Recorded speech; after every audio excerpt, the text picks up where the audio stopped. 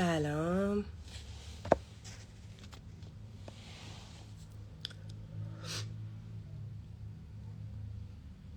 بچه من قبلش تا همه بیان یه چیزی بگم بهتون. من خیلی عذرخواهی میکنم، سرما خوردم، ولی طبق چیزی که قول داده بودم بهتون امشب لایو بذارم لایو گذاشتم و اینجا خدمتتون هستم. اول هر سوالی دوست دارید بپرسین و بقیه چیزا هم توضیح میدم خدمتتون. سلام هستی جونم. بچه من بازم عذرخواهی میکنم اگه صدای فیلم ممکنه اذیتتون کنه یا هر چیز دیگه و فیلتر نیست. اگر اکثر آدما سوال داشتن تو دوربین بعضی وقتا این اتفاق میفته. بچه‌ها خیلی مریض بودم، سعی کردم بذار بیشتر براتون میکاپ کنم.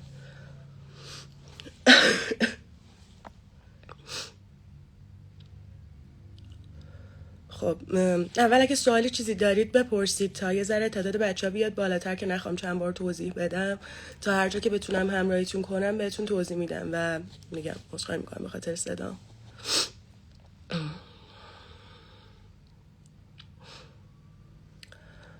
مرسی، خیلی سوال خوبی پرسیدی که من چطور وقتی هیچ وقت نفر آخر نشدم حذف شدم. اینو سه پرسیده که میخوام براتون حرف بزنم توضیح میدم. ضبط برنامه هنوز تموم نشده، همزمان پخش نمیشه، دیلی داره تو پخش ولی هنوز تموم نشده. بچه لطفا بیاین بی‌احترامی نکنین. ولی سلام عزیز دلم، یه چیزی بگم بهتون. خیلی ناراحتم که چهره بقیه بچه ها رو نمیتونین ببینین چون بچه ها اونقدر پرخاشگر نیستن پشت صحنه. بعضی وقتا خب مجبور میشدن که حالا یه سری رفتارا بکنن، حالا یا پشت صحنه بهشون گفته میشد یا تصمیم شخصیشون بود گاهن. مثلا ملیکا اصلا پشت صحنه اونقدر آدم پرخاشگری نیست، تنش هایی داشت با حالا یه سری بچه ها، اما اصلا نه بد اخلاق نه بد رفتار. هیچ کدوم از بچه ها تقریبا اینطوری نیستن، ولی به نظرم رفته رفته شخصیت واقعی بچه ها رو میفهمین. نمیدونم، به نظر منم گاهن بچه ها با هم درست صحبت نمی کنن. من هم اون موقع میگفتم که درست نیست، بالاخره وجهی که دارن بچه های دیگه ازتون میبینن یا آدم های دیگه ازتون میبینن، چون اینجوری نبودن میدونین. یعنی اگه صرفا همون شکلی رفتار میکردن میگفتم خب اینجوری هن دیگه. حالا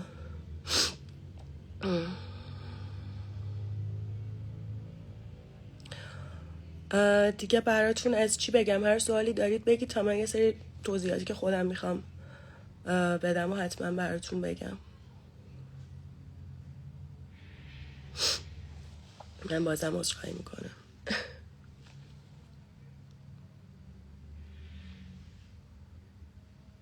چیزایی که میگید که بچه ها حذف شدن و اینا، من فکر نمی کنم. من حقیقتا نتونستم با بچه ها صحبت بکنم هنوز، اما لطفا خبر الکی اگر نمیدونید ندید، ممنون میشم.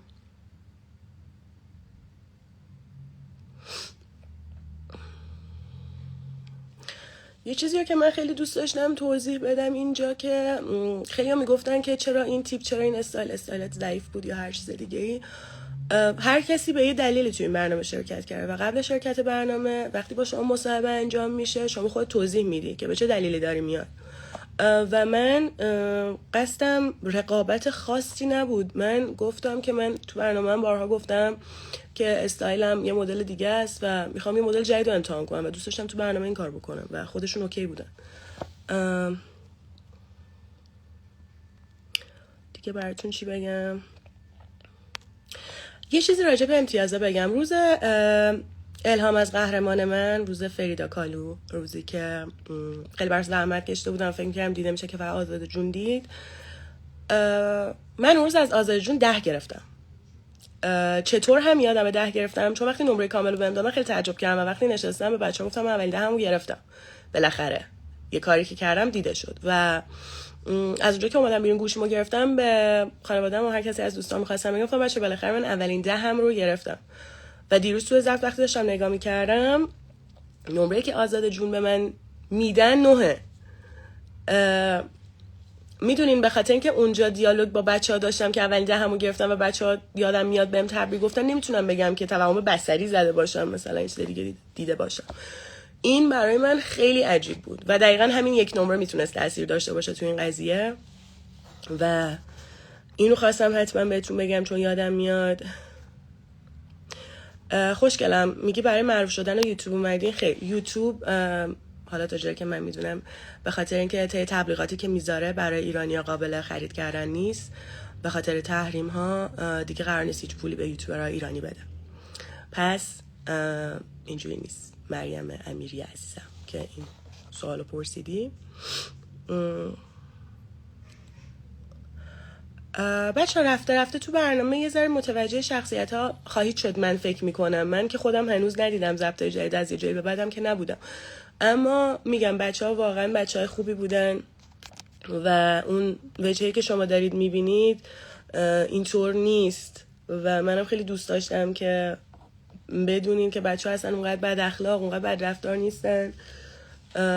فقط صرفا میگم و برنامه دیگه طوری طراحی شده که اگر که تو بازی تهیه کننده و هر چیز دیگه ای نباشی برای شروع کردن حاشیه، مهم نیست چه شخصیتی داری، باید خدافظی کنی، در صورتی که نمرات هم خیلی بالا نباشه. یعنی اتفاقی که میتونست برای خودم بیفته. بحث نمره دادن به ملیکا نیست، بحث اینه که خارج از کانسپت ها اصلا گاهن دیده نمیشه و مثلا اون روزی که روح و ریتم شهر رو به ما نگفته بودن مدرن.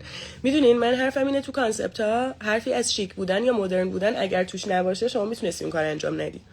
برای ریتم شهر نیکو واقعا به نظر من به بهترین حالت ریتم تهران رو نشون داده بود و خارج از کانسپت دیده شد، اما در جاهای دیگه خیلی چیزا خارج از کانسپت دیده نشد. برای اونایی آرزوی موفقیت کردم که لایق برنده شدن هستن، از لحاظ اینکه انقدر خوشقلبن. پارمیدا، نیکو، پگاه بسیار انسان‌های خوشقلبی‌ان. نمیگم بچه‌های دیگه خوشقلب نیستن، اما خب اینا از بقیه بچه‌ها خوشقلب‌ترن تا شناختی که من ازشون داشتم.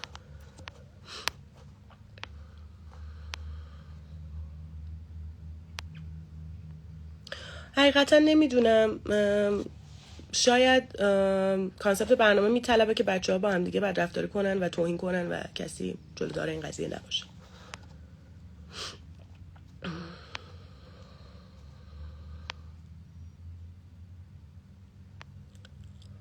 از پریا جون عزیزم که کامنت گذاشتیم یه عالم ممنونم ازت. حقیقتا یه چیزی که هست، حالا من گفتم مثلا اونقدر اولا که یه چیزی بگم که داورامون متاسفانه هیچ اطلاعی راجع به پلاس سایز نداشتن. پلاس سایز 44 تا 46 به بعد هستش که من مثلا قابل احترام همه، مثلا بادی شیمینگ سال هاست که منسوخ شده دوستان.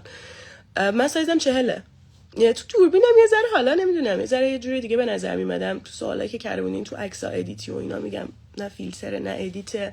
حالا حتما بیشتر باهاتون لایو میذارم امروز چون خیلی سر حال نیستم، نمیتونم سر پا باشم، اما تمام تلاشم کردم که کنارتون باشم. ملیکا الان در لایوش قبل فینال فکر نمی کنم که بچه ها اجازه اسپویل کردن داشته باشن. اگر این کار کردنم چیک زدن بهتون اذیتتون کنن، چون اجازه ندارن. ما تقریبا فکر کنم خیلی صفحه 20 صفحه فکر میکنم قرارداد امضا کردیم. و یه چیزی بهتون بگم، من روز آخر وقتی که از نظر خودم که بچه خارج از کانسپت بود و بهش خارج از کانسپت نه، این که بچه ها تو زحمت کشیدن شکی نیست، اما نمره خارج از کانسپت نگرفت و نمره که من گرفته بود منو ناراحت کرد و من با یکی از مترجمای کارگردان که حالا خیلی نزدیک بودیم و باهاش صحبت کردم، گفتم که من تا یه جایی صبر میکنم و هیچ وقت برای نمره اعتراض نکردم، به خاطر که من اومدم اینجا قضاوت شم، اومدم وایسم قبول کردم که چه آدم‌هایی که سوادشو دارن چه آدم‌هایی که سوادشو ندارن، از صمیم قلبشون چه از شخصیتم خوشش میاد چه نمیاد به من نمره بدن و من این رو قبول کردم. پس من اعتراضی برای نمرات نمیکنم، اما تا جایی که بهم بی احترامی و نادیده گرفته نشه، چیز بی احترامی نشه و نادیده گرفته نشه، گفتم اگر داورا از من خوششون نمیاد، اگر که هنوز داورها همون داورهای سیزن اول و بادی شیم کن و همه این داستانا هستن، من رو بکشن کنار، با من شخصا صحبت کنن، بگن ما میخوایم اجماع کنیم که شما نباشید، ولی نمیتونن تلاشی که من کردم و نادیده بگیرن و خارج از کانسپت نمره‌ای بدن که به من دادن. کاش بیشتر میدادن، حداقل نمره‌ای که به من دادن رو نمیدادن که انقدر ناراحتم شدم. نمره خانم سلمانی رو میگم. و برای همین نمیدونم این حرف چقدر ممکن بود موثر باشه، تاثیر داشته باشه، اما خب همونطور که دیدین من حتی روز آخر هم باز نمرم از نسترن بیشتر بود. نسترن جون واقعا قابل احترامه، هر چیز دیگه من اصلا با بچه‌ها کاری ندارم، واسهشون آرزوی موفقیت میکنم، اما نمرشون از من پایین تر میشه طبق حساب کتابی که کردم.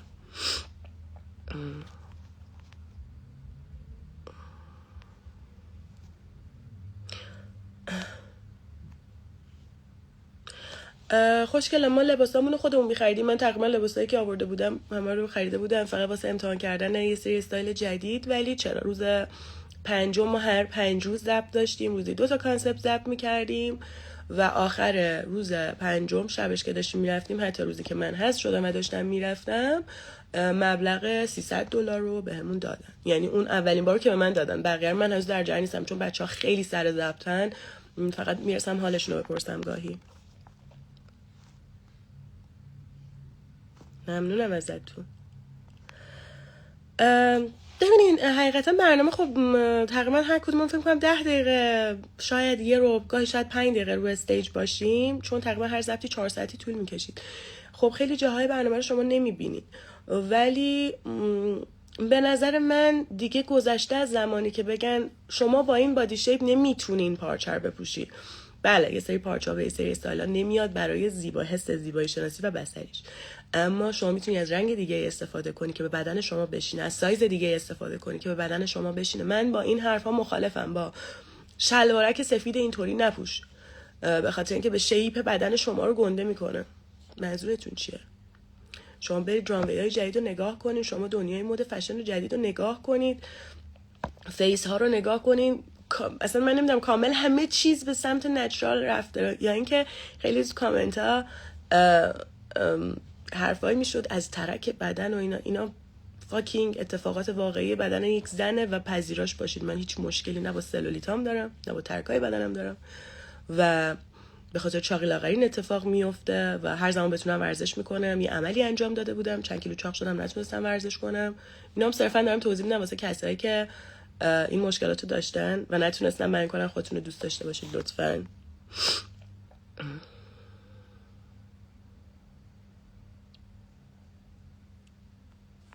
قسمت آخر رو نگاه کن عسل جان عزیز، اگر ندیدی کسی یک بگیره.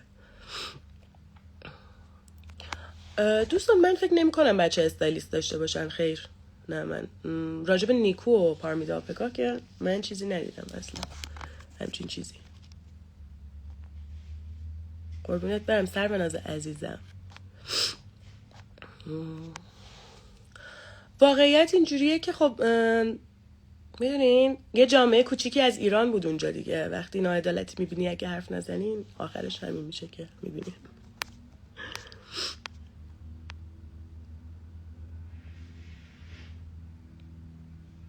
مرسی فاطمه عزیزم. آره عزیزم، هفته‌ای که هر 5 روز ضبط، کلن 18 روز ضبطه که هنوز تموم نشده، هر 5 روز ضبط $300 میدادن. اولین بارو که دادن، بارهای بعدی رو من دیگه نپرسیدم از بچه‌ها.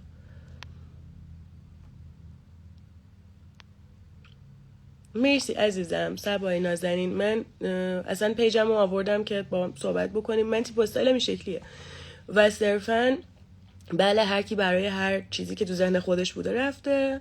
من دوست داشتم که یه چالش جدید داشته باشم، از رنگ مشکی فاصله بگیرم، کفش پاشه‌دار خیلی داشتم و دوست داشتم کار جدید بکنم. همین صرفاً، یعنی اینجوری نبود که بگم وای من یه آدم های فشنم، استایلیستم یا هر چیز دیگه ای.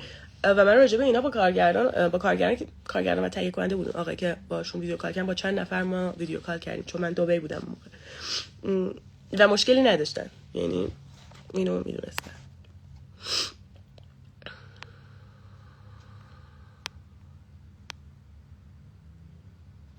مرسی گلیز جونم، شما که اصلا قلب منی با همه کمکات و همیشه بودنات.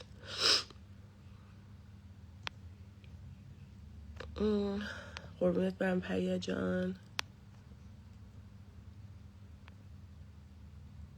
مرسی کمیل عزیز.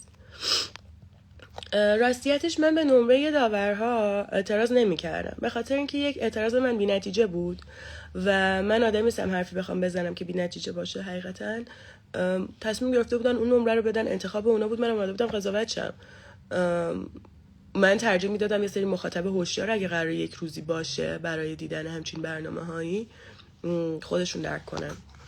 دلیلی ندیدم که اعتراضی بکنم.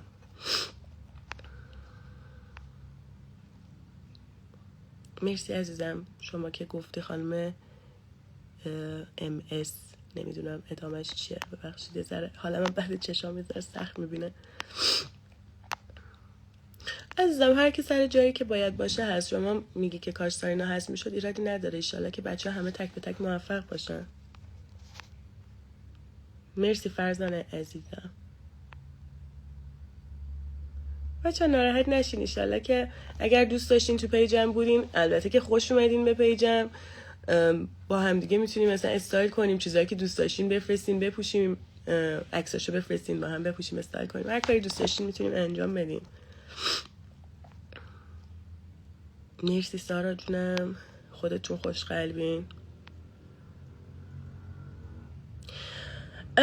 راستش من نمیدونم چیزی از پیش تعیین شده است یا نه. بین بچه ها من چیزی ندیدم که فکر کنم از پیش تعیین شده باشه، اما از سیزن 2 از وسطاش اگر که دقیقا، یا شاید هم اول سیزن 2 بوده، من خیلی نگاه نکردم.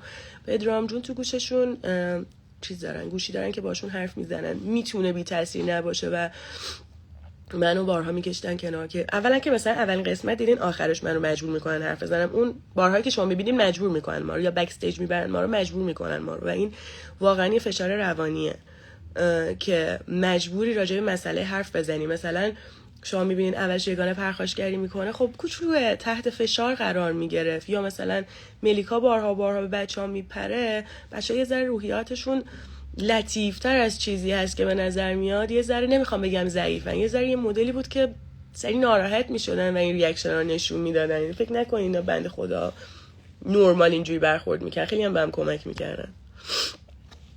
ببخشید من این صداها رو داورها مثل این که آره گریه اینا دوست دارم. من اصلا نرفته بودم گریه کنم که دنبال ترحمم نبودم، می‌خواستم یه کاری انجام بدم، یه چالشی برای خودم بود. بسیار راضیم سر کاری که کردم، امیدوارم که شما هم دوست داشته باشین.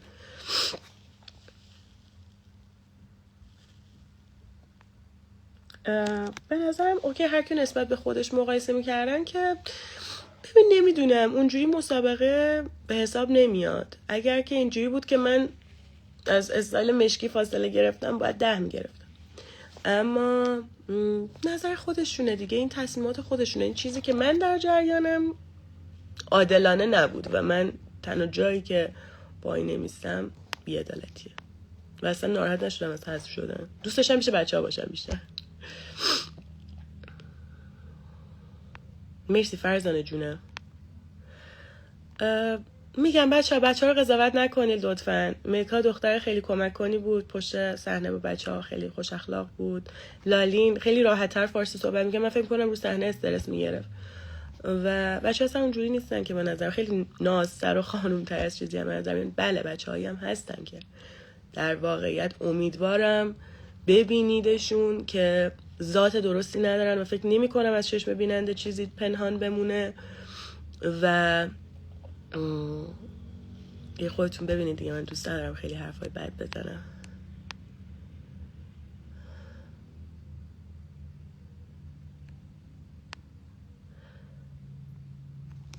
اصل جونم توضیح دادم اگر که بودی تو لایو. من حالا خودم هم میگم پشت صحنه گفتم خیلی داره بی احترام میشه به یکی از مترجمان کارگردان، خیلی داره به من بی احترام میشه که نمره خارج از کانسپت با من یکی باشه.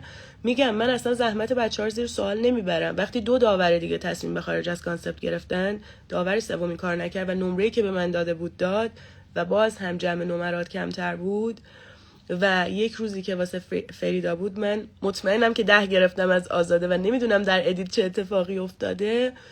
اینها ناعدالتی بود و من چون فقط در برابر ناعدالتی سکوت نمی‌کنم خواستم این لایو رو بذارم باهاتون در میون بذارم.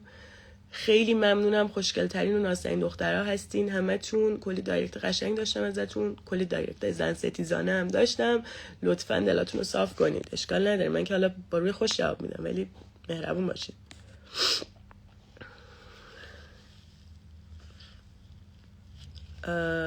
سارا در پاکستانش حرفی نزد. همه از همون سوال میشد حرف بزنیم، حالا یا کات میخوره یا هر چیز دیگه باید حرف بزنیم.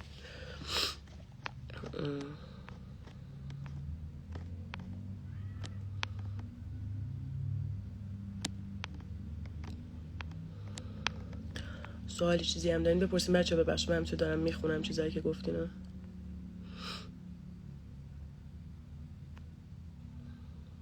بچه ها یه ذره توی سری بازی ها افتادن. حالا میگم رفته فکر میکنم واضح بشه براتون، اما میگم بچه ها اصلا بچه های بدی نبودن.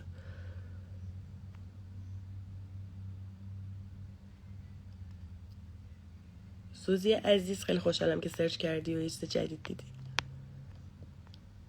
نسترن جان هم ایرانیه، بله، یعنی تا جایی که من میدونم.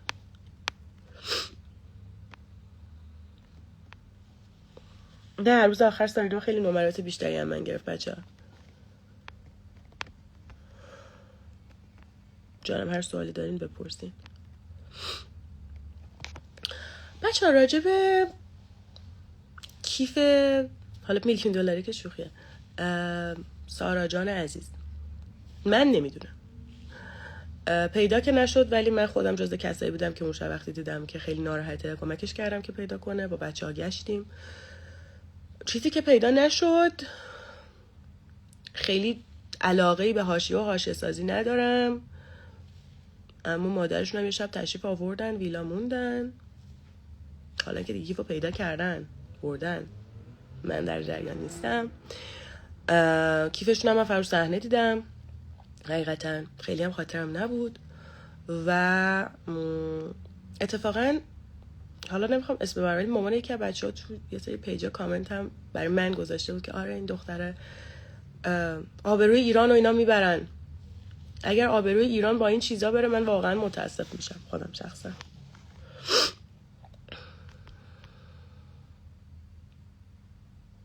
فاطیما جونم سلام، خوشگلم. چشم بریه جون، مرسی. 2 نمره بابت ما خوشگل شد، ولی من خودم خیلی بهش اصرار کردم یه دونه ماشو کوتاه کنه. مرسی زوزی جونم. امیدوارم که برنامه لذت برده باشین، وقتتون رو نگرفته باشه. من هم دیگه چالشی برای خودم بود یه سری جدید امتحان کنم دیگه. بچه منم اولش فکر کردم کار کارگردان باشه، واسه همین کل ویلا رو ما اون شب گشتیم که شاید کارگردان برداشته برای اذیت کردن و اینها، ولی فکر میکنم اگه این کار میکرد بعدش پس میداد. من اصلا در جریان نیستم، ولی چیزی که من میدونم اگر چیزی ارزشی و بسیار با قیمتی هست که برات مهمه که گم نشه، من خودم شخصا چیزای مهم اونجا داشتم، مثل حالا طلا، ساعت یا هر چیز دیگه‌ای، یا حتی کیفایی که حالا هر چی، خب مراقبشون بودم، به خاطر اینکه بالاخره ما داریم با 9 تا آدم دیگه، من تو با 4 تا آدم غریبه تو یک اتاقم، اتاق روبروی 5 تا آدم غریبه که همشون چشه من جدا اینقدر خانومن، بیشترشون البته نه همشون. و خب یه کس به اون بزرگی من نمیدونم، خب چیزی که مهمه شما باید دیگه در بیشتر مراقب شید. ولی اتفاقه اگر واقعا این اتفاق افتاده باشه و گم شده باشه متاسف میشم براش. تو کانسپت عزیزم کنسرت سوپر استار دستش بود کیفش. والا نمیدونم، مادر یکی از بچه‌ها کامنت گذاشته بود که آره این دخترای بی استعداد، البته منو میگفت دخترای بی استعداد تو رو خدا بذارین دختر دیگه به درخشن، اینا آبروی ایرانو میبرن و اینا. و اینجوری بودم که کاش ماماناتون دیگه نه، خیلی مامانا محترمه ولی وقت برای تربیت بچه‌ها گذاشتن خیلی مهمتر از کامنت گذاشتنه. ممنون میشم. مجید سراجی ممنونم.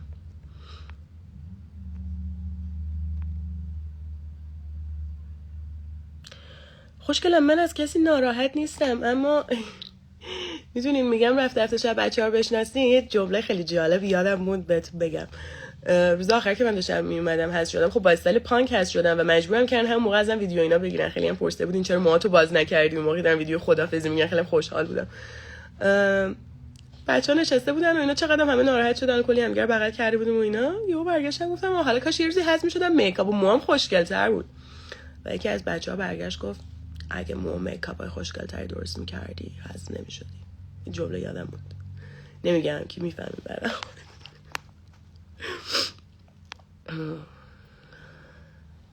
آره تو سیزنای دیگه من دیدم بچه‌ها وسایلشون گم شد. نمیدونم از لج و لجبازی بچه، به احتمال زیاد کار خود تهیه کننده اینا باشه، چون با شناختی که من از بچه‌های فصل خودمون داشتم هیچ کدوم از نظر من همچین شخصیت نداشتن که چیزی بخوان بدزدن یا بردارن. واسه همین من خیلی هم اونجور به خودم نمیگرفتم یا ناراحت نمیشدم. ملکه ذره روحیه دل نازکتری داشت احساس میکنم که اونقدر ناراحت میشد.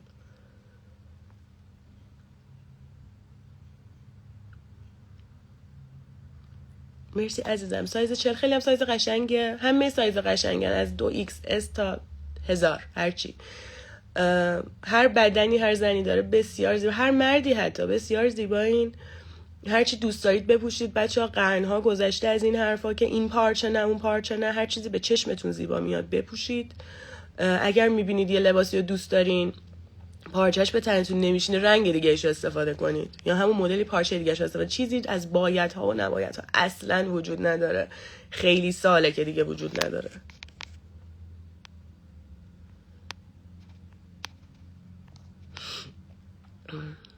بله عزیزم شهرزاد جونم، من خودم نمیدونم کسی که تا آخر نشده چه جوری هضم میشه. حتی روز آخر هم آخر نشده، یعنی اگه روز آخرم آخر میشدم دیگه میگفتم با اختلاف یکی دو نمره حتما این اتفاق میفته، ولی من 4م 5م بودم 7م بودم 9م بودم، اما 10م هیچ وقت، حتی روز آخر.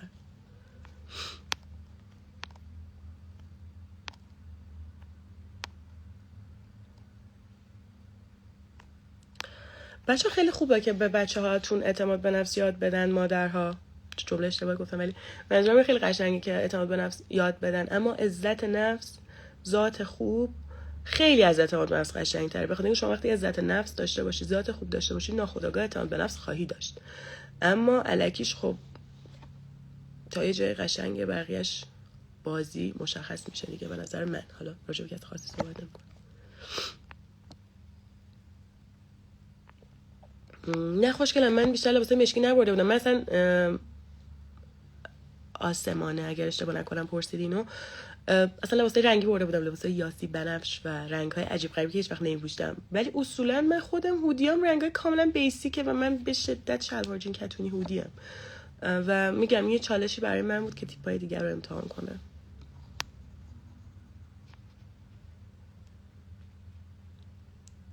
بچه‌ها من حقیقتا پشت کسی هم نبودم. یه چیزی بهتون بگم، من به آیتما نگاه میکردم و من معیاری نمره میدادم. یعنی چی؟ یعنی مثلا اگه امروز پگاه تو نازترین حالتش بود واسه من و از من 5 میگرفت، میرفتم نگاه میکردم اگه یکی 2 پله پایین تره 4 میدادم، 3-4 پله پایین تره 3 میدادم، دیگه خیلی پایین تره 2 میدادم. میدونی این خارج از کانسپتم اگه نظرم بود 2 میدادم، بالاخره مومیکاپش زحمت کشیده بوده.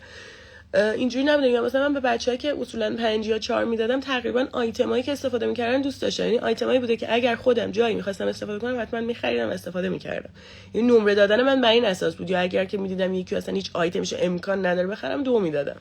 این مدلیه.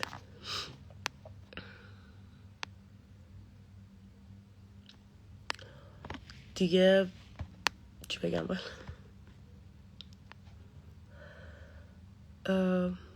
اینستاگرامر عزیز از خود بچه ها بپرسین، من تو دل بچه ها نیستم. بله عزیزم، واقعا شخصیت که زیبا باشه آدم هرچی بپوشه خوشگل میشه.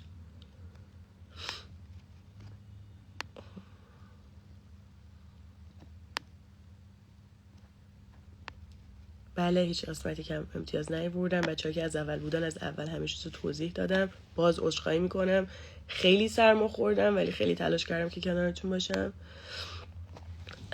دعواها ساختگی نیست راستش. یعنی یکی یه بحثی رو میندازه یا مثلا اینجوری میکنن که اینقدر به هم نمره 5 ندین، اینقدر با هم خوش رفتار نباشین، یعنی چی همش 5 خوشگل شدی ایراد بگیر حرف بزن. و من رو یک دورم کشته بودن کنار که چرا دیگه حرف نمیزنی یا هر چیز دیگه ای. روز استایل شخصی بود، استایل آزادی. یعنی من به نظرم یه بند از بیرون کتت معلوم باشه و کتفت معلوم باشه خیلی زیباست، نظر شخصی من. که داور گفتن اصلا قشنگ نیست. حالا تو لباس خیلی خوشگل نشده بود، اما بند نازک باشه من دوست دارم. یعنی یه چیزی که حتما این کارو بعداً انجام خواهم داد، چون مثلا باید و نباید وجود نداره. نظر بصری خودت باید لذت ببری.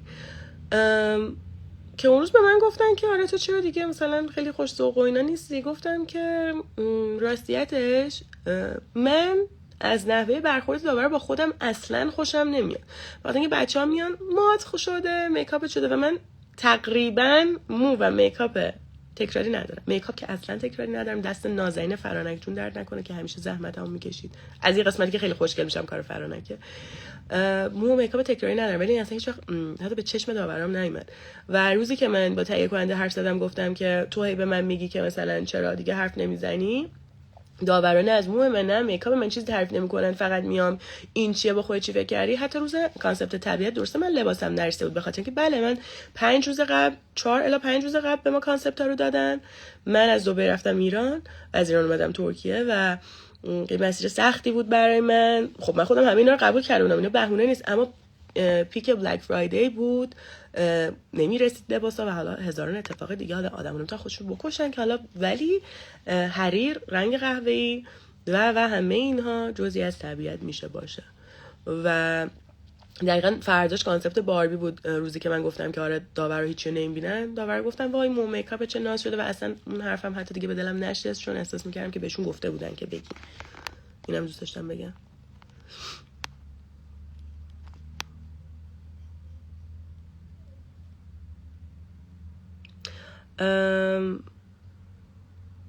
نه من با متاسفانه بچه هم اتاقی نبودم. یه شبی هم تو اتاقمون، همون شبی که دقیقاً ملیکا گفت من تمیزترینم، حالا نه که ملیکا کثیف باشه، شلخته بودم و کثیف وقت ملیکا شلختن نبخید، اما بچه ها همه تمیز، همه که نه ولی تمیز بودن اکثرا. یه اتفاقی افتاد که مثلا نمیخواستم رو تختم بخوابم و اینا.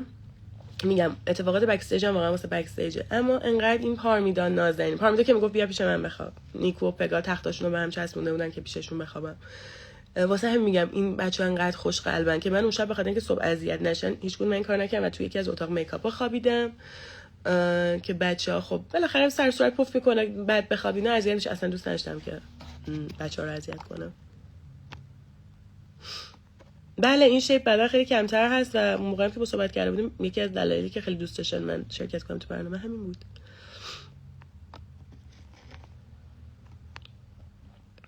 شیرین مقدم نمیدونم میاد یا نه، ولی میدونم ترکیه است الان. خانوم ترین، با شخصیت ترین، من احساس میکنم اصلا انگار در جریان خیلی اتفاقانه خانم مهناز افشار. اینقدر این اصلا نمیدونم، خیلی با شخصیت، خیلی پر از آرامش و بسیار روزای سخت با شرایط فیزیکی های سخت همیشه در کنار بود و واقعا کمکمون میکرد. و من فکر نمی کنم ایشون به من یک هم داده باشه باز همون اتفاق نمی افتاد. نمیدونم حالا با چیزی که من حساب کتاب کردم. چند تا قسمت اختلاف داره تقریبا بهتون بگم که 10 قسمت دیلی، با 10 قسمت دیلی پخش میشه، یعنی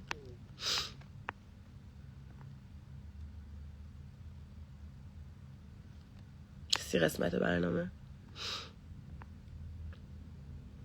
من یه چیزی هم که اصلا دوست نداشتم داورها در راجع پشت صحنه اصلا بیان و دخالت کنن، چون یک بار حالا سر یه چیزی یکی از داور با یکی از بچه‌ها به شدت بد برخورد کرد. من ازش خواهش کردم آروم شه که صداش نگیره، ولی من نپسندیدم این کارو، به خاطر اینکه به نظرم نه مهد کودک نه مدرسه نه کسی به کسی قرار چیزی یاد بده. شما داور یه برنامه‌ای، کار قضاوت کردنه در طول برنامه و اصلا قشنگ نیست که سر بچه‌ها دیگه به خاطر بچه دیگه‌ای سر بچه دیگه‌ای داد بزنی.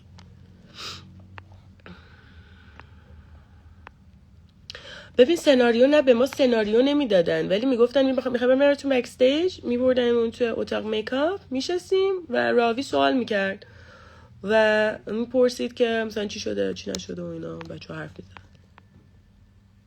سلیقه نمره میدن بله اصولا و سلیقه‌شون دختران ناز اسکینی هستش و اصلا ایرادی هم نداره. کلا منظورم اینه که یعنی منسوخ شده این قضیه ها دیگه، یه ذره اگه علم بره جلو واسه این آدم ها و از مود بیشتر اطلاعات کسب بکنن میبینن که همه بادی شیپی زیباست.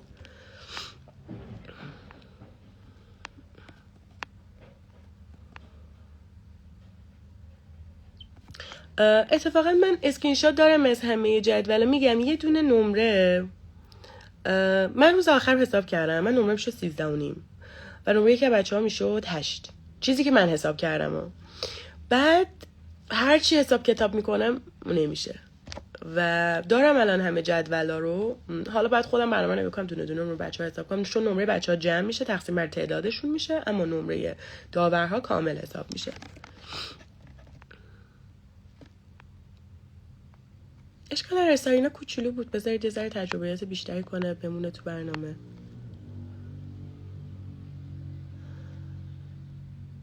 سفر برم، با سوال پرسیدی که با کدوم بچه‌ها سفر برم. بذار اینو جواب ندم چون بلش کن. نه خوشگلم، زن روز استایلر که پرسیدی همه باید یه شیپ باشن به نظر که بتونن با هم رقابت کنن. نه، من به نظرم که باید تو شیپ های مختلف بتونن با هم رقابت کنن و داورها باید اونقدر داور و عادل باشن که بتونن توانایی داشته باشن که اینها رو با هم مقایسه کنن و درست نمره بدن. همین.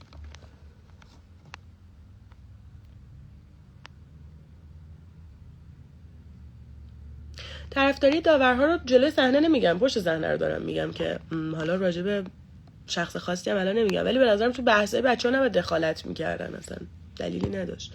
چرا روی صحنه اگه کسی بی احترامی میکنه تذکر باید داده شه، اما فکر نمی‌کنم پشت صحنه به اون ربطی داشته باشه. همون میگم اعتراض کردن من فایده نداشت، واسه همین من خیلی دوست نداشتم صحبت خاصی بکنم. دیگه به نظر من قسمت‌ها رو اگه دیده باشید مدل صحبت کردن و یه ذره من از مدل صحبت کردن داورا لذت نمی‌بردم، چون می‌دیدم که با همه یه مدل دیگه بودم و با من یه مدل دیگه، حالا به هر دلیل شاید به دلشون نمی‌شستم دیگه، سلیقت دیگه.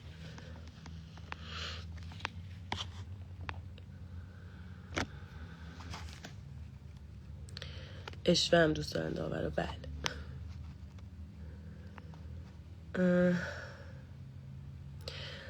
مریم جونم، حقیقتا دوست ندارم خیلی راجع به اتفاقات پشت صحنه صحبت کنم، میگم بکستیج مال بکستیجه، اما به نظر من داورها اگر دخالت نکنن در کار بچه‌ها در پشت صحنه خیلی لطف میکنن.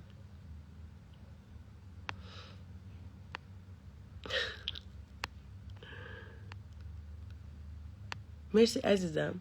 آنه عزیز، خودت زیبا و با شخصیتی. نه، داورا چیز دارن، چی میگن، مزون که نمیدونم، لباس دارن دیگه میفروشن، یعنی لاین لباس دارن. کانسپت فریدا چی شد؟ هیچی، توضیح دادم نیلو جون. گفتم که من از آزاده اون روز نمره 10 گرفتم و توی پخش نمره که به من میدن 9 و این بسیار عجیبه، هنوز حل نشده برام. کانسپت فریدا کدوم کانسپت بود؟ الهام از قهرمان من. هزینه لباسا میگه بستگی به خودتون داشته که میتونه زیاد باشه میتونه کم باشه. بعضی از لباسایی که داشتن استفاده میکردم، بعضیا میخریدن. من خودم تقریبا یک کیف و کفش باربیو داشتم، بقیه چیزا رو گرفته بودم که امتحان کنم فقط، یعنی نه بعضیشو هزینه خیلی عجیبی نکردم، اما هزینه کردم بالاخره. نه، از داورا نخواستن دخالت کنن پشت صحنه. داورا مثلا در حین رد شدن درگیر یه موضوعی شدن و دخالت کردن. یلدا جان چرا اینقدر درگیری که نستن ایرانیه یا نه؟ هر جایی که هست موفق باشه. هر 5 روز یه بار $300 میدن، یعنی 3 تا 5 روز ضبطه، $300 میدن، میشه 900 تا. نه عزیزم، دوباره ضبط میشه نیست، میتونه از تصویر دیگه استفاده شه تو 9 دادن مثلا آزاده، چون تک تصویر دیگه وقتی میگیرن.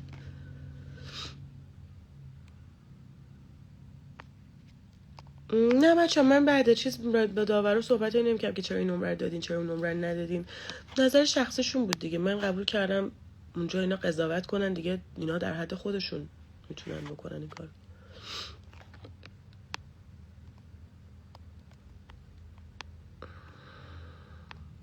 مرسی فرزانه جونم.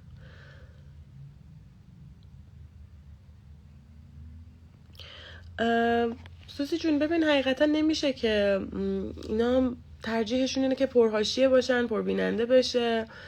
ازت میپرسن میگن این میگم 5 روز قبل باهات صحبت میکنن، میگن این کانسپت ها یا میتونی لباس اوکی کنی، تو میگی آره یا نه، و من اینجوری خیلی گزینش خاصی ندارم.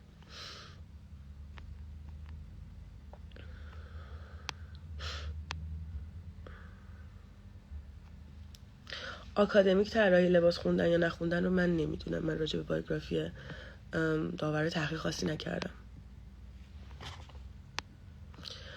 من ندیدم کسی از بچه ها استایلیست کمک کنه بهشون.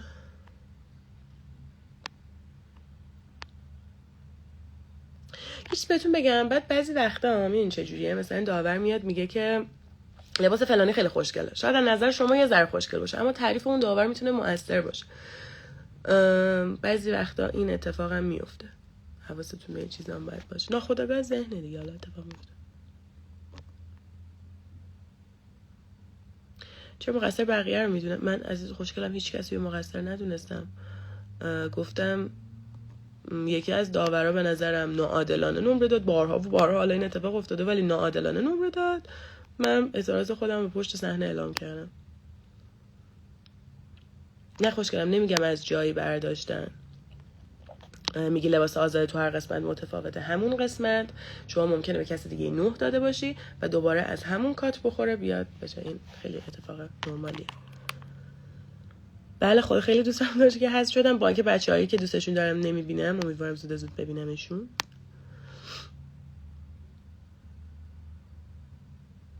مرسی خشی جونم.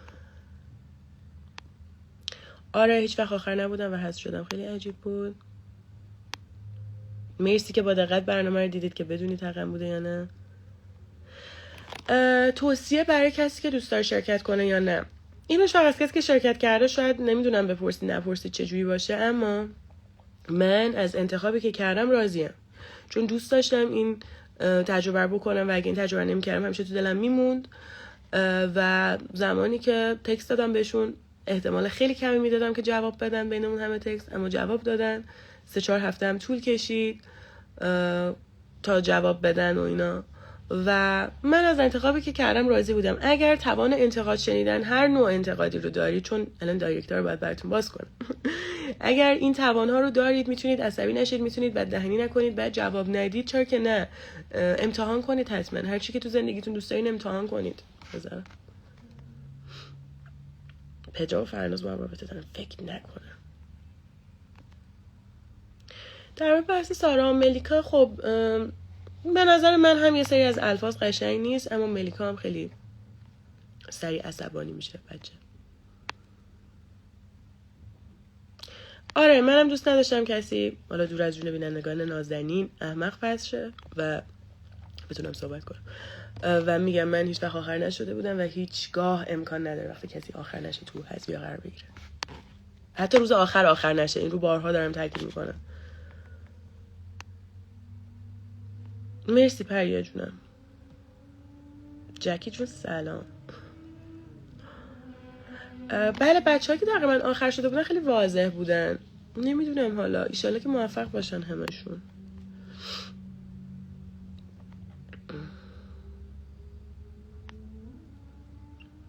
سوال شخصی، تنها زندگی میکنی؟ خیر.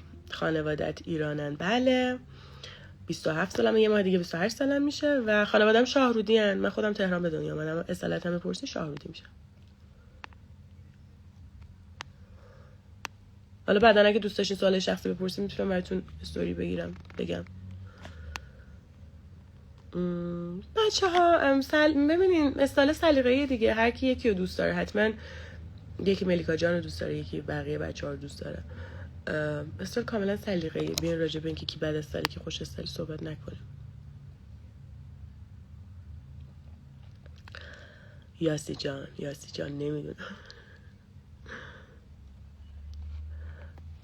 آره یه سری از بچه‌ها یه ذره با حالا چیزایی که یاد گرفتن، لمایی که دارن در آرامش ممکنه بقیه رو عصبانی کنن، اما باز هم شما باید باهوش باشی و قاطی این قضیه نشی به نظر من. و همین. مرسی مینوش عزیزم، خودت خوبی. نظرم در مورد داوری پدرام، نمیدونم، پدرام فصل 1 خیلی فرق میکنه با پدرام فصل 3. همین نظریه که من دارم، چون من بسیار آقا پدرام دوست داشتم وقتی برنامه رو میدیدم و اون سبک نظر دادن، اونقدر سازنده بودن. نمیدونم ولی دیگه. آره یه چیزی هم بود که من والا مشکی پوشیدم یا نمیدونم والا چی بگم. مرسی نرگس جونم.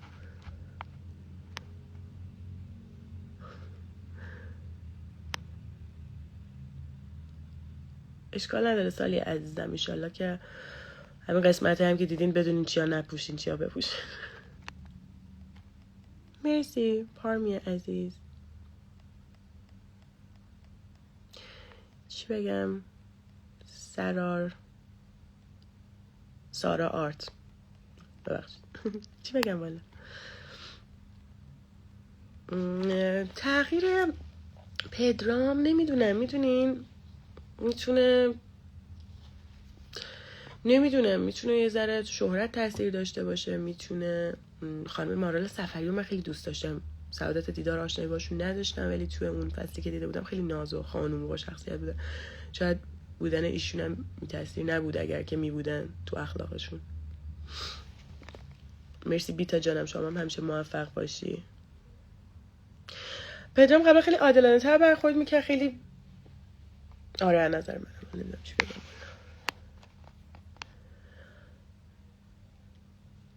آره رنگ به نظرم ربطی نداره. ببینین یه حرف دیگه ای هم که مثلا میگن که مشکی نپوشید و اینا، چرا مشکی پوشیدن چه ایرادی داره؟ شما میتونی با مشکی استایل های خیلی زیبایی بزنی و اون هم چیز مهمیه. مرسی خانم احمدی عزیز. آره مارال جون خیلی خانم دوست داشتنی بودن نظر من و آروم.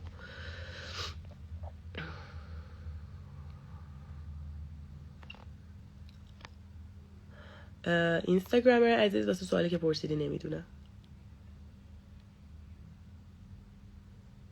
آره نرگس جون من اینو لحاظ کردم که مادر یکی از بچه‌ها به جای کامنت گذاشتن وقت رو تربیت این میزاج بهتر بود، توضیح دادن. آره سرونز جون چت جی پی تی به خدا چت جی پی تی کنید، نمیگه اینا که من توضیح دادم و چت جی پی تی نمیگه. مرسی که اینم دقت کردین و من نفهمیدم آخه ما با اونجا توضیح میدادیم یا باید نمیدونستیم. هما جونم چه خبر؟ ببخشید. مرسی عزیزم، شما هم موفق باشی معصومه عزیز.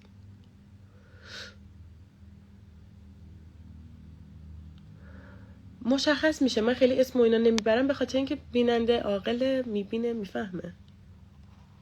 مرسی نیلی جون.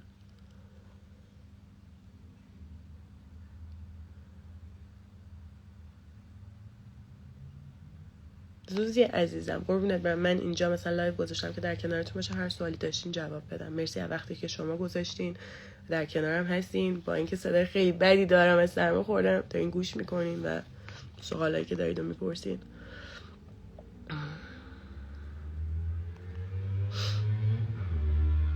میدونین بیتا جان نمیتونیم بگیم باید یا نباید، ولی همین که شما مخاطبای عزیز دیدید، فریدا رو میشناختید یا رفتید تحقیق کردید و شناختید، برای من در حد خودم کافیه. خود داورها. بله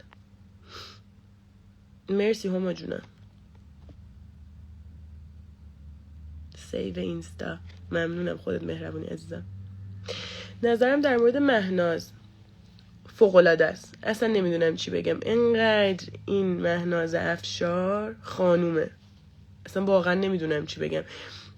خیلی سال ندیدم زنی بدون هیچ گونه تنشی در آرامش در هر شرایطی جواب بده، در کنارت باشه، حالش خوب نیست مثلا مریضه یا هر چیز دیگه اصلا کم نیاره و به شدت خانم با نمکیه ها، یعنی اصلا این کات که میخوردیم شخصیت شیطون با مزهش، من واقعا قلبا دوستش دارم خیلی، تا جایی که من شناختم شخصیت خیلی فوق العاده ای داشت.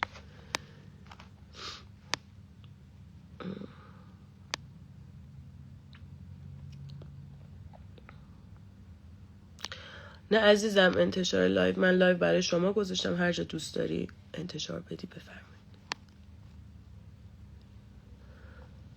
بچه من بازم کسی از به کسی بهتر بودن نیست، بالاخره رقابت سلیقه‌ایه. خیلی استایل بچه‌های دیگه رو داشتن، خیلی استایل من چند تا استایلی از خودم بود که خودم هم استایل رو دوست نداشتم، دوست داشتم باگ های استایل رفت بشه، اما مثل اینکه برنامه طور دیگه پیش رفت. بله عزیزم مرسی فاطمه جان، خودت زیبایی. بله ما در روز 2 بار ضبط داشتیم و بسیار سخت بود. بچه‌ها یه سری فشار روانی هم به آدم وارد میشه. شما فکر کن 8 صبح بعد بیدار شی، 10 تا آدمیم، یه دونه حموم داریم و نظافتش خیلی خوب رعایت نمیشه توسط کس. باید اونجا حموم کنی، بیای پایین به سرعت صبحونه بخوری یا نخوری. و من همیشه چون دوست داشتم فرانک عزیز میکاپم بکنه، همیشه قهوه میخوردم، سری میرفتم پیش فرانک از یه جا به بعد. تا قبلش ظرف اسپرس میکردم، دیدم که میکاپم داره خیلی بد میشه، ترجیح همین بود دیگه خودم میکاپ کنم، میذاشتم فرانک عزیزم بکنه این کارو که خوشگل میشدم.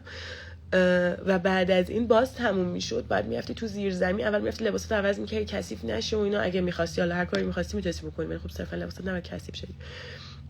بری پایین تو زیر زمین یه غذایی بخوری، یه ذره شبیه جمع زندان از این ظرفای سلف هست و اینا. من خیلی دوست نداشتم و من فکر کنم 1-2 بار نهار خوردم به خاطر اینکه نمیرسیدی اگه میخواستی که آماده شی.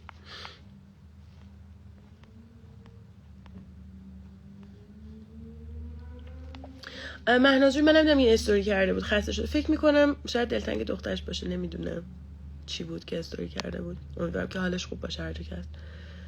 صبح چه ساعتی ضبط داشتیم؟ ما تقریبا ساعت‌های مثلا 12 دیر شروع می‌کردیم تا 4 اینا، یا بعضی وقتا 5. یک بار مثلا تا 6 هم طول کشید، یک شروع کردیم تا 6 طول کشید. 1-2 ساعتی ما بین باز فاصله بود تا حاضر شیم. دوباره ضبط داشتیم دیگه تا 10-11. یه بار مثلا تا 12 هم اتفاق افتاده بود.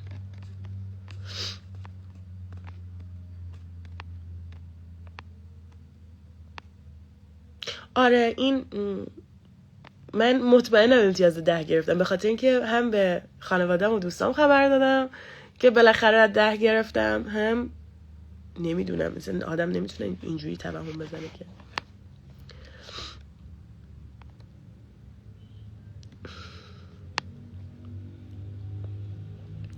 فقط یه همون دستشویی، یه دونه همون دستشویی هم داخل اتاق میکاپ طبقه پایین بود، اما تو اون سرما اگر که می‌خواستی بیایم پایین و اصلا نمیشد تو اون اتاق میکاپ هم خیلی هموم کرد. ولی تقریبا 2 تا همون، یه همومی که بالا بود تو اتاق میکاپ که میکاپ داورا میشد از وقتی میومدن چیز نمیشد، نمیتونستی یه ساعتی بعد اونجا هم همون بری، مجبور بودی تو اتاق میکاپ همون بری، میکاپ پایین که برای بچهای خودمون بود. البته الهه پشت صحنه چرا نبود نمیدونم، من الهه جون ندیدم اصلا، نمیدونم چرا نبود. خانم راویه خانم خیلی ناز و دوست داشتنی هم بود، خیلی سحر جون خیلی هم کمکمون میکرد. قربونت برم عزیزم، خودت خوبی فاطمه جون.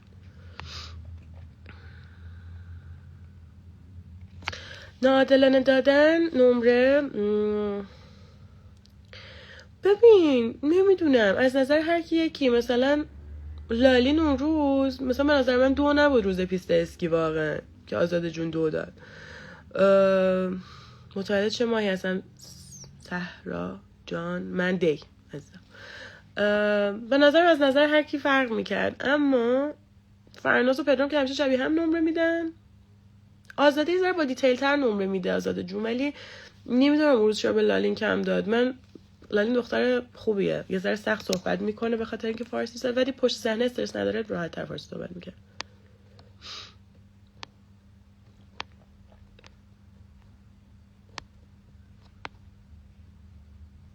از بچه‌ها کی با هم لج بود؟ باورتون میشه بچه‌ها خیلی با هم خوب بودن همه؟ من احساس اینه، حالا به جز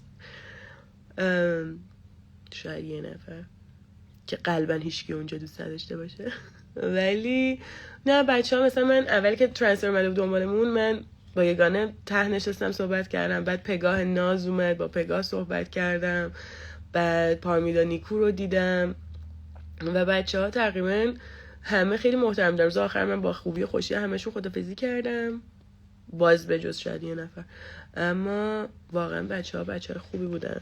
قد و وزنم چقدر؟ قدم عزیزم 1.71، وزنم 70. مرسی عزیزم که تولدم رو تبریک گفتید پیشا پیش. وزنم بین 70 و 72 متغیره، باید نرمالی 65 باشه اگر بخوام خیلی رو فرم باشم. فکر میکنی که اول شه؟ از صمیم قلب بین پگا و پارمیدا نیکو یکیشون دوست دارم اول شه، فرق نمیکنه. نه ملیکا بچه واقعا بچه بدی نبود. بچه ها میگم بر اساس جو اونجا یه ذره دعوا اینا پیش میمد، اینجوری فکر نکنید.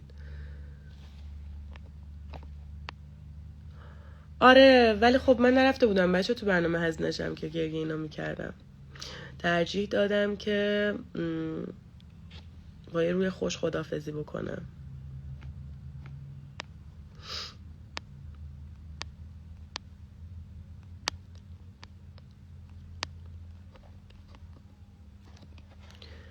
به نظر میدونین بچه استایل یه قسمتی، حالا برنامه که برنامه استایله، اما خب بارها بهمون ثابت شده که تو قیافه و ظاهر و استایل همه چی اخلاق آدمو تاثیر داره. به نظر من که خوش رفتار و خوش اخلاق خانوم باشین، استایل آدم یاد میگیره، میره میخونه یاد میگیره درست میشه. من نمیدونم میگن نیکو هست شده، من فکر نمی کنم. مرسی نیلوفر عزیزم.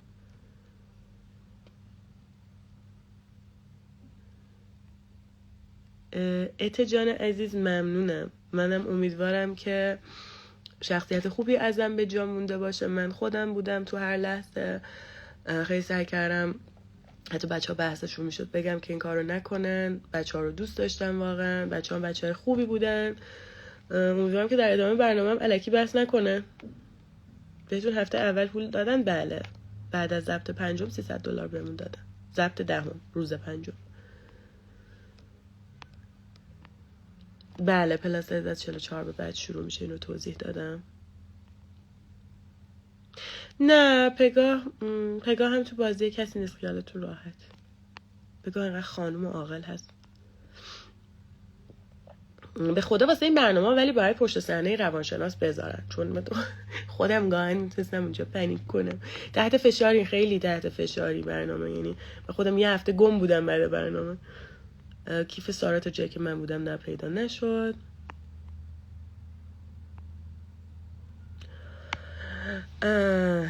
یه سری سوالا رو بذارید جواب ندم. خوشگلم این که طبق پروتکل که امضا کردم نمیتونم بگم درسته، اما این که این یگانه و پگاه، یگانه و نیکو میگی در فینال نیستن، هم واقعا خبر ندارم. یعنی من به خاطر اینکه 4 روزه به شدت مریضم و فکر می‌کنم امروز خوب میشم، میتونم خیلی سرپاتر باشم باهاتون، که متاسفانه صدایی که میدید اما اینطوریه. واسه همین من با بچه‌ها هنوز صحبت نکردم. این فکتم وجود داره که نرگس چون گفت. بستگی داره شخصیت رو چی ببینید دیگه.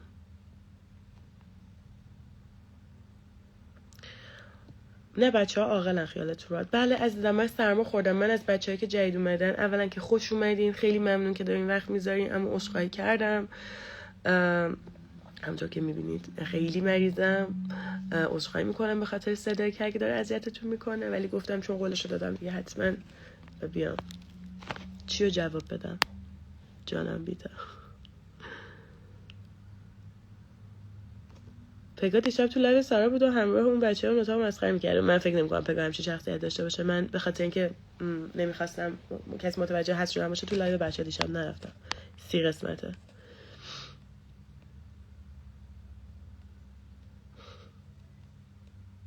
آره عمدن تو فشار بزن. شما مثلا فکر کنید ما 2 تا اتاق اونجاست، 5 تا با همین چراغ اتاقا با هم وصله. یعنی یک نفر اگه بخواد بخوابه باید 9 نفر دیگه هم بخوابن، چراغ باید خاموشه و این خودش میتونه شروع کننده یه بحث و دعوایی باشه. 30 قسمته عزیزم، 30 قسمته. نظر صادقانه من در مورد کسی حقیقتا نمیتونم بگم. فهمیدم بگم بچه خوبی هستن. در ادامه به نظر من اگر که بیننده عاقل باشد متوجه رفتارهای عجیب آدم ها خواهد شد. همین. بیتا خودت مریض خوشگلی.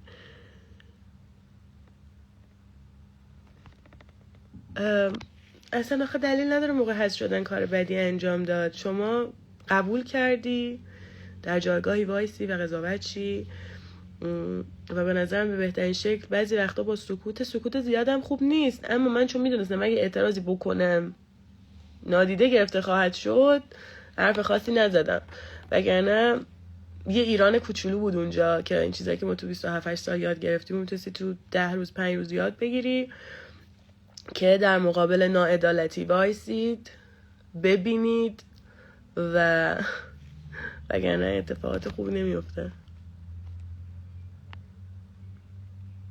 بسیار عزیز ممنونم، قربونت برم. ممنون از پیشنهادت؟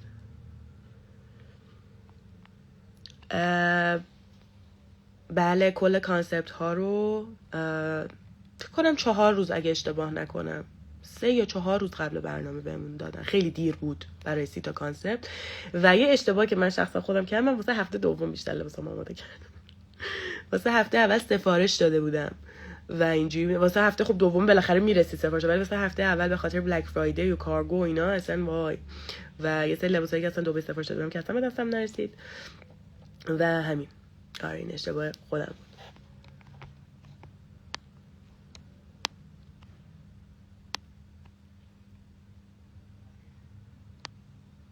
آره به نظر من باید سایزه 40 و اینا رو بیشتر بیاد. حالا من که هست شدم رفت، ولی تو این سایزه 40 42 بعد اصلا با شیپ های بدنی بهتر، اصلا سایز 44 ساعت شنی داریم اینجوری اینا رو بیارید دیگه خودشونه.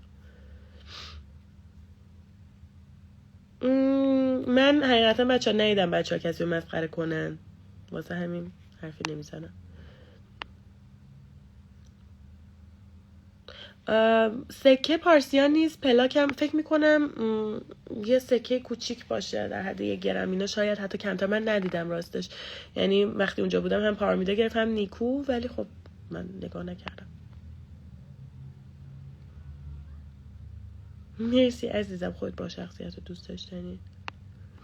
تقلب، ببین من خودم یه ذره روحیم مثل که مسابقه ای نیست.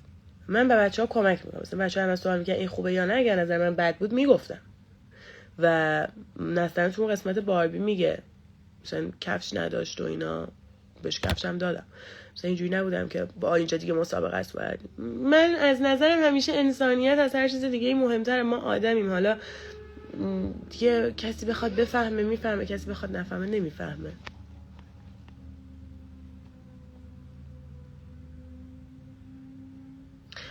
آره ویلا با اون بزرگی، این اتاقا چراغاش من بس بود، خیلی عجیب بود. طرز زندگی مغرور باشه، هر کسی یه طرز فکری داره دیگه، خوشگلم. از حقم شما وقتی راجع به حق صحبت کنی و دیده نشه، به جز اینکه روی خودت رو زمین انداختی، وقت همه آدما رو هم گرفتی، اتفاقی نمیفته. و چه قشنگ بود برای من که مخاطبای نازنینی مثل شما دیدن و فهمیدن و همین به نظر من برای من حداقل کافیه. باشه من واقعا ندیدم لایوی که دارید میگید. باشه از من لایو خیلی طولانیه ولی حتما سیو بلدم نیستم، ولی فکر کنم بخوام ببندم باید سیو بزنم، حتما سیو میکنم. چند هفته طول کشید؟ ببین مثلا من یه روز نشسته بودم همینجوری پای برنامه تکست دادم، تقریبا هفته بعدش گفتن ویدیو بفرست، 3 هفته بعدش جوابمو دادن، 1 هفته هم پروسه طول کشید که بهم خبر بدن. 4 روز بعدش بهم خبر دادن از روزی که 3 روز بعدش بهم خبر دادن از روزی که با هم ویدیو کال کردن، که من اومدم و وسیله‌ام جمع کردم و همه اینا. 3-4 روز قبلش هم کانسپت ها رو گفتن. خیلی سخت بود ولی 3-4 روز قبل واسه کانسپت ها حقیقتا اصلا یادت میره. بعد مثلا بعضی وقتا سری تصمیمات هول هولی اونجا میگیره که نورمال تو زندگی این کار نمیکنه. نمیدونم شاید من اینجوریه، من خیلی تحت فشار میرم اینجوری میشم.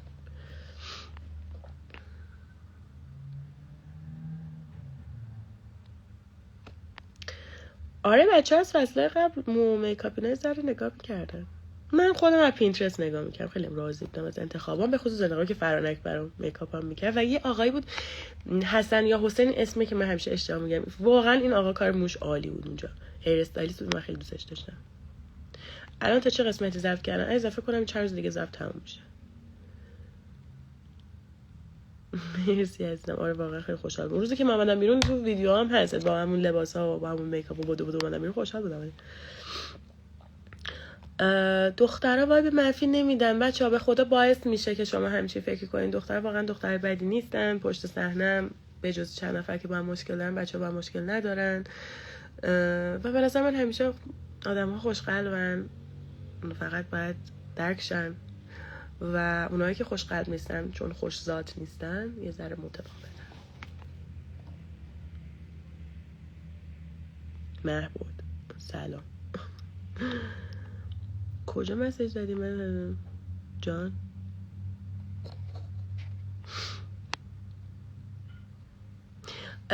ببین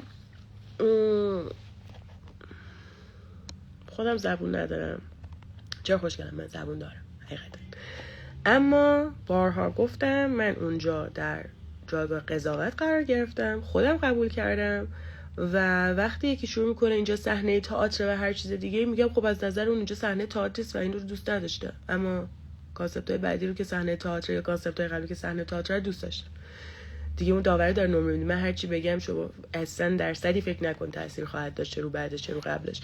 من حتی آخرش میگم قصبانیم رفتم پشت صحنه به یکی از مترجما گفتم که بگو اگه داورا خوششون نمیاد دیگه بهم بی احترامی نکنن با نمره دادنشون، بیان بگن نمیخوایم باشی، که حالا همین اتفاق هم دیگه مثل که افتاد دیگه. کانسپت چیه شهر جان؟ چاستین خودت چی فکر میکنی؟ بله تمام کانسپت ها به ترتیبی که هستش ضبط شده نشون داده میشه. چی شد که حذف شدی نمیدونم خوشگلم، احتمال زیاد دوستم نداشتن دیگه.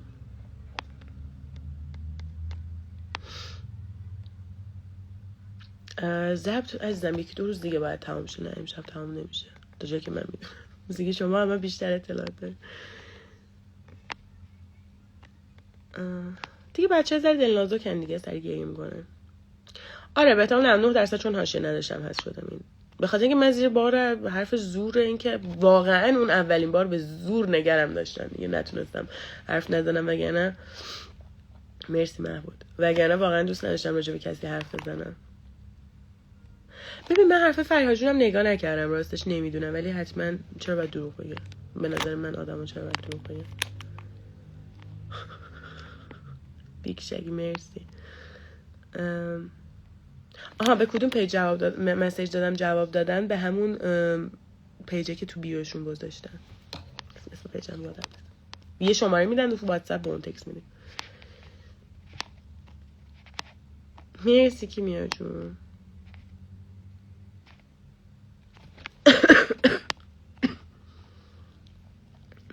محبود عشقی واقعا.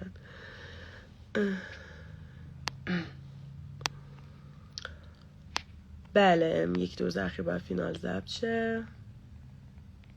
نه بچه ها اونجوری که میگن باز روی صحنه به نظر میمد نبودن، نمرت من پایین نبود، من هیچ وقت آخر نشدم. بله همه اینا درسته.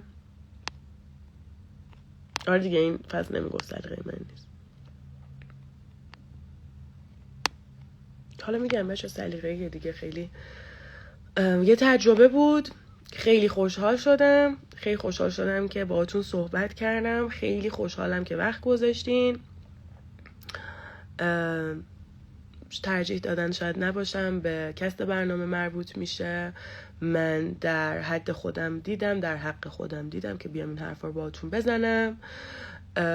استایلم هم یه سری استایلا میگم خودم هم نظر خودم باگ داشت، یه سری استایلا رو دوست داشتم و نمرات به نظر من یکی از تصویرات جایی که من یادم 10 گرفتم و اومدم همون لحظه بیرون و به همه خبر دادم. نه اعتراض نکردم که نمرات چک بشه و اینکه بله نمره یکی از خارج از کانسپت ها با من یکی بود. همه بچه ها اهل تهران. من اون حرفی که میگن به یگانه زدن رو من نشیدم. دروغ چرا؟ یگانه میذاره میگم اینقدر سریع واکنش نشون میداد نمیتونست حرف حقو بزنه که حقش دفاع کنه. مرسی عزیزم. نمیدونم که تا آخرش هم چطوری حذف شدم. بچه‌ها خیلی ممنونم. من حقیقتا کم کم دیگه صدام داره در نمیاد، نمیخوام اذیتتون کنم. بله حتما لایو رو سیو میکنم. خیلی دوستتون دارم. خیلی ممنون که وقت گذاشتین. خیلی خوشحالم که با هم صحبت کردیم. امیدوارم که سوالایی که داشته باشین گرفته باشین و خیلی دوستتون دارم. ممنونم وقتی که گذاشتین. شب همگیتون بخیر.